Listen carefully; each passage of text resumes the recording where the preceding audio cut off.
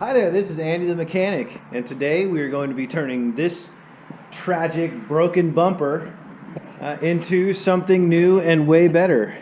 I'll be attempting to fabricate today a custom off-road bumper, and maybe if I'm feeling real ambitious, I'll get into this grill area and see what I can do.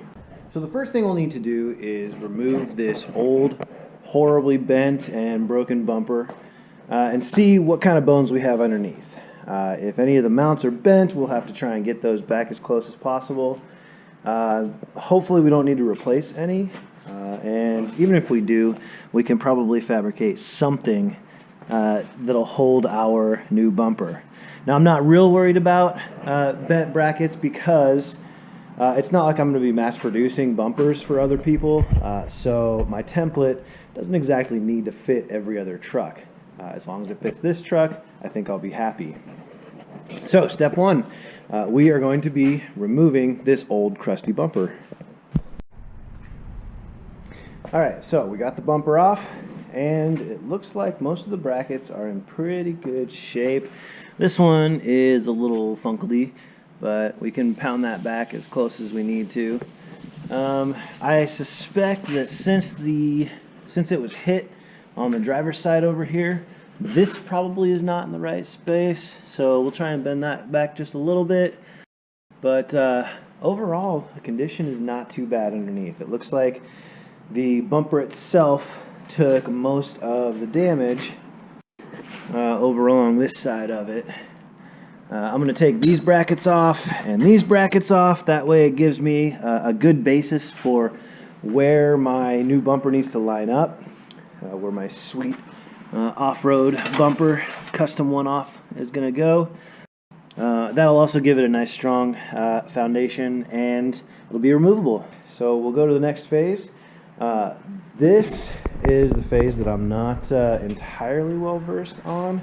I've done a little bit of fabrication in the past, but nothing like this. So we will see what lies in store for us and what kind of things I have to think myself around. I've been a mechanic for years and years, so taking the bumper off wasn't too bad, even though it was rusted in there and a couple of the welded-on nuts broke off. But all in all, it wasn't too bad. They come out pretty easily. I'd already torn off the lower plastic portion of the bumper. That was hanging when I got it, and it was rubbing on my sweet, huge off-road tires. So I just tore that thing off. We'll fill that back in with our sheet metal. I've got a few different kinds of metal. I've got some plate steel that I can cut and fill in the gaps where I think it needs to. I've got some 2x4 right here. If I feel like I need to use that, I've got some 1x1 tucked back here if I feel like I want to use that. I've also got this really interesting old staircase. The shop I work at now, when we took over the building, they had left us this huge rolling staircase that was old and bent and just in the way in general. So I took it apart, I brought it home. I'm going to use it so I can use it for whatever I want to. I've got a little bit of angle iron, I've got some 1 3/4 inch tubing, and then some other exhaust stuff. Those bigger pipes are not structural at all, they're just exhaust. But this 1 3/4 stuff, I plan on using that on this bumper.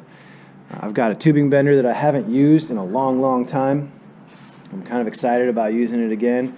I got it way back when I was just a pup, and I have not used it for probably 10 plus years, so we'll see how that all goes. Alright, update time. Looks like I remembered how to use my tubing bender, so that is awesome. Here it is right here, kind of a general overview of it. I'll get some pictures and some video of me using it. I tried to do a time-lapse video type of deal, but for some reason this camera, the picture's all screwed up. It's all washed out and white and you can't see anything. So I thought I had a lot of cool footage to kind of do a fast motion deal, but it didn't work. Oh well, here's what I came up with in all the hours that I spent. I got one bar bent, but I think I did a pretty good job. I think I remembered how to use the tubing bender. It's pretty symmetrical. It seems to be fairly even. I think I'm going to tuck in the edges here just a little bit, bend those in a little bit more on both sides. But I think overall we've got good distance. The break here is right in the center, and we're fairly even on both sides, so I'm happy overall. I think I did a pretty good job here, and I think it's going to look like a pretty awesome looking bumper when it's done. So the overall plan here is once I get this thing bent to the way I want it, I'm going to bring a leg down here, and then I'm going to do basically the same thing coming back across over to the other side.